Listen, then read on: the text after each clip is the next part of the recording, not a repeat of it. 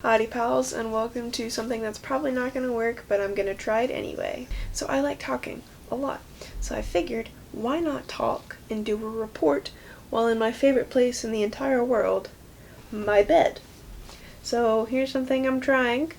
Report in bed.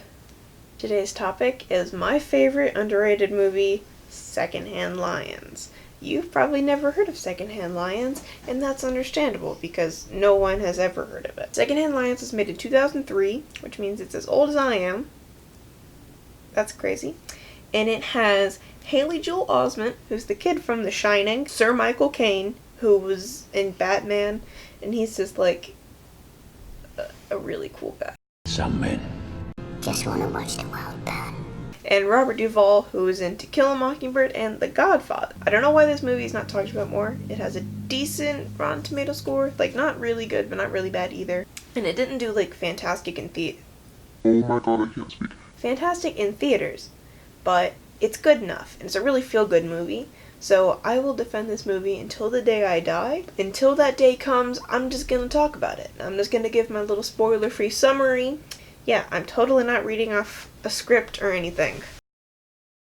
The scene is set, and it is 1960s Texas. Walter is an awkward 14-year-old boy. Walter's skank of a mother, May, sends him off to spend a couple weeks with his recluse uncles on their farm so she can go to school. Uncle Hub and Uncle Garth have mysteriously disappeared for 40 years, but end up back in Texas. Despite living on a quaint little Texas farm, the two are said to have a secret fortune from their crazy antics. Traveling salesmen have a weird fetish for these potentially wealthy old men.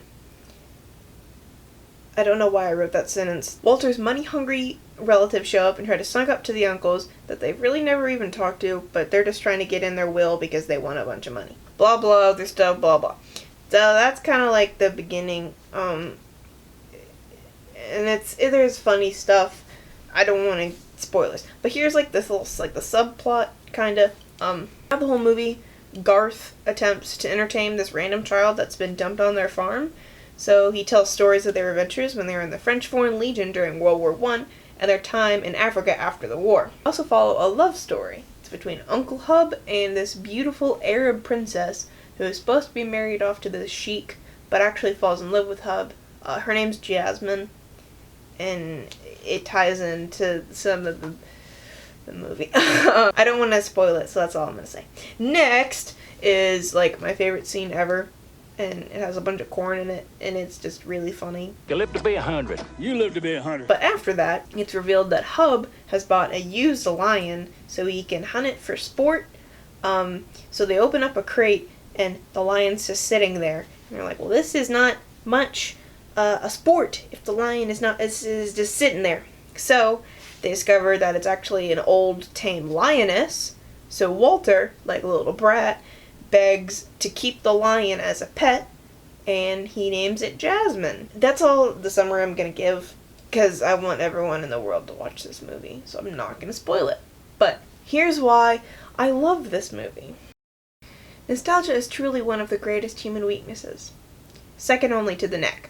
I watched this movie with my grandma growing up because she found it in the sale bucket at Walmart and decided it looked good enough, so we watched it and we fell in love with the characters, the plot, the subplot, everything to do with it. We watched it almost every time I stayed at her house, and to this day we watch it at least once a year.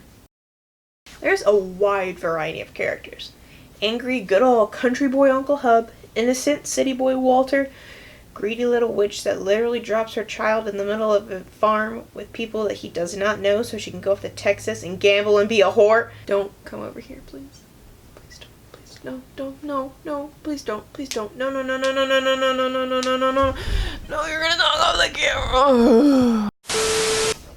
Each character seems to have its own genuine personality, and you can really tell that the writers spent time with each character making them distinct. One of my favorite characters, not only in this movie, but kind of just in general, is Uncle Garth.